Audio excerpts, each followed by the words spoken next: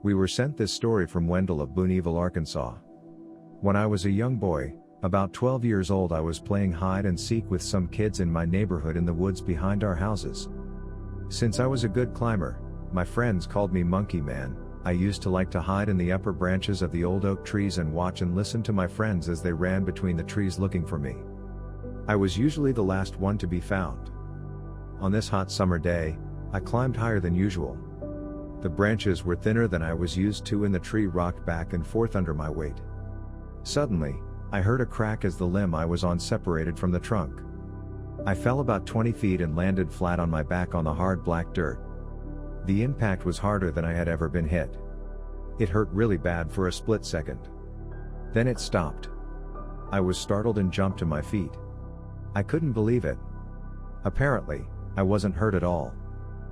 I saw my friends all running toward me when they heard the noise, but they were all looking down at my feet. That's when I saw my body lying on the ground. I was super confused. I heard Tommy first, "He's not breathing." Then Sarah screamed, "He's dead." She bent over my lifeless body and started crying. Someone screamed, "Go get Mom." That's when I saw my grandfather smiling at me and holding out his arms to greet me a few yards away. I was really confused. He lived in California and he was dead. That's when I put it all together. The boy on the ground was me. And I was dead. So was this heaven? It looked just like the same woods behind our house. My grandfather asked me to follow him. He said he had some things to show me. I followed him down the trail. Funny thing is, I lost all interest in my crumpled body on the ground or my friends for that matter. I never looked back. The trail turned into a beautiful valley of flowers. We came to a small wooden footbridge. At the other end of the bridge was a tall glowing being, an angel I think, without wings, dressed in white clothes.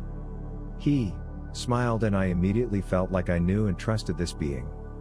I started across the bridge. I don't know how I got there, but I ended up inside of a building made of white marble. There were other people there going about their business. The being ushered me into a room that had lights glowing in the walls. One wall became like a movie screen and scenes from my life started projecting along feelings. I felt what each person in the scene felt and how those feelings affected the feelings of others they came into contact with. Even little things. I saw how helping my elderly neighbor with her groceries made her feel like writing a check to her favorite charity. She gave her dog an extra treat which made him happier after being in the house all day. I also made her feel like calling an old friend who needed to be cheered up. I saw and felt how joining my friends in making fun of a new girl's haircut made her feel. I saw how that made her lash out against her little sister at dinner, and how her sister cried herself to sleep because of it. I was ashamed and wished I could have made it right. I could see and feel how we are all connected and that each action is like planting a seed. I could even feel how the plants had a sense of feeling too, and that the earth even has a spirit. No one spoke to me or judged me. It was up to me to see how it worked and deal with my feelings. The whole thing lasted only a few minutes. Then I found myself back in the meadow with my grandfather. He said it was time to go back. I pleaded with him to stay. He told me I still had a lot of work to do. As we approached the woods, he telepathically showed me the letters M and U on a blue background. It really stuck in my mind. Lastly, I heard Lil Brad echoing as he faded away, and I opened my eyes, lying flat on my back in the woods. Firemen were standing over me and someone had a stethoscope and was checking for a heartbeat.